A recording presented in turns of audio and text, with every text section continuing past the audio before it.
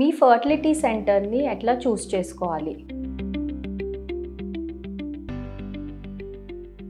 Hi అండి, నేను doctor Nischala Reddy, fertility consultant at Ekam fertility and women hospital, Kokapet, Hyderabad. Fertility సెంటర్ని చూస్ చేసుకునే ముందు మీరు కొన్ని థింగ్స్ ఆ సెంటర్ గురించి తెలుసుకోవాలి. ఫస్ట్ వచ్చేసి ఆ సెంటర్లో సక్సెస్ రేట్ ఎట్లా ఉంది అనేది చూసుకోండి. మంచి సక్సెస్ రేట్ ఉన్న ప్లేస్కి వెళ్తే మీకు కూడా మంచిది.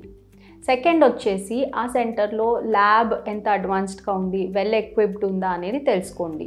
మంచి పరికరాలు ఉన్న అడ్వాన్స్డ్ ల్యాబ్ ఎప్పుడైనా ఐవీఎఫ్లో ఫర్టిలిటీ ట్రీట్మెంట్స్కి ఇంక్రీజ్ సక్సెస్ రేట్స్ని ఇస్తుంది. నెక్స్ట్ వచ్చేసి డాక్టర్.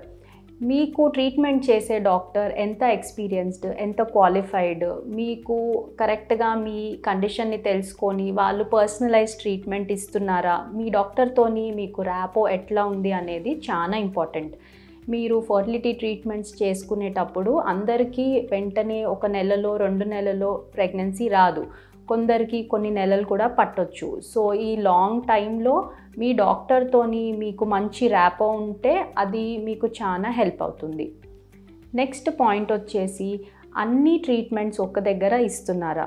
అన్ని fertility treatments IUI, IVF, ICSI, donor programs లేదా జెనెటిక్ టెస్టింగ్ ఇవన్నీ ఒక ప్లేస్లో ఉన్నాయా అనేది కనుక్కోండి. నెక్స్ట్ వచ్చేసి ట్రాన్స్పరెన్సీ ఇంకా ఎథిక్స్. మీరు వెళ్ళే సెంటర్ ఎథికల్గా ట్రీట్మెంట్ చేస్తున్నారా, మీకు అన్నీ ఫస్ట్ నుండి లాస్ట్ వరకు అన్నీ పేపర్ మీద ఓపెన్గా చెప్తున్నారా లేదా అనేది తెలుసుకోవడం చాలా ఇంపార్టెంట్. నెక్స్ట్ పాయింట్ వచ్చేసి ఫైనాన్షియల్ సపోర్ట్.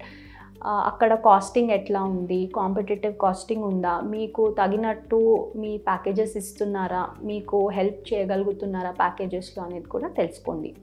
లాస్ట్ వచ్చేసి personalisation and communication and support అన్నిటికన్నా ఇంపార్టెంట్. మీరు ఫర్టిలిటీ ట్రీట్మెంట్స్ చేసుకునేటప్పుడు మీకు కౌన్సిలింగ్ డాక్టర్ నుండే కాకుండా వేరే స్టాఫ్ నుండి సపోర్ట్ అనేది చాలా ఇంపార్టెంట్. సో అక్కడ స్టాఫ్ ఎట్లా ఉన్నారు, మీకు సపోర్ట్ ఇస్తున్నారా, అవసరం ఉన్నప్పుడు ఫోన్స్ ఆన్సర్ చేసి మీకు తగిన సపోర్ట్ ఇస్తున్నారా లేదా అనేది కనుక్కోండి.